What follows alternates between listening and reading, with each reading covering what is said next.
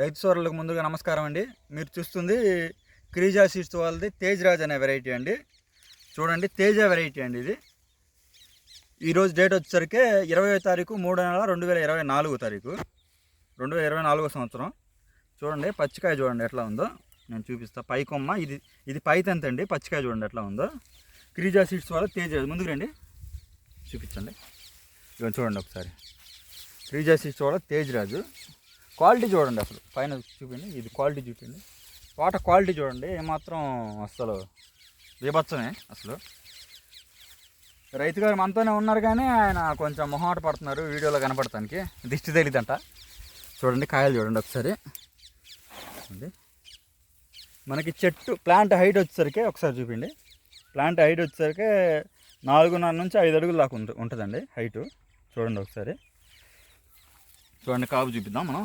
ఇవంతా పచ్చికాయనండి. ఇప్పుడు కూడా మార్చి నెలలో కూడా ఫుల్ పచ్చికాయ ఉంది. చూడండి ఒకసారి, అంతా పచ్చికాయ మనకు కెమెరాలో కనపడకపోవచ్చు, అయినా కానీ చూపించే ప్రయత్నం అయితే చేస్తున్నాను నేను. మరి చూద్దాం. ఇటే చూపింది. చూడండి కింద తంత ఇది ఒకటే చెట్టు. ఇది చూడండి, పచ్చికాయ చూడండి, అసలు పిచ్చిగా ఉంది పచ్చికాయ. సుమారు ఎకరానికి ఎన్ని క్వింటాలు పండేటట్టు అవకాశం ఉంది ఇది? చెప్పు. 30 క్వింటాలు పండే అవకాశం ఉంది. చెప్పడానికి కూడా కొంచెం సిగ్గుపడుతున్నారు రైతు సోదరులు. గమనించాలా మనకి. చూడండి అటు చూపిండి, చెట్టు చూపిండి, ఆ క్వాలిటీ, ఈ క్వాలిటీ చూపిండి. చూడండి అదిగో. ఆల్రెడీ ఈ చేలో ఎన్ని క్వింటాలు కోసారు? Already 8 quintal కోసారంట.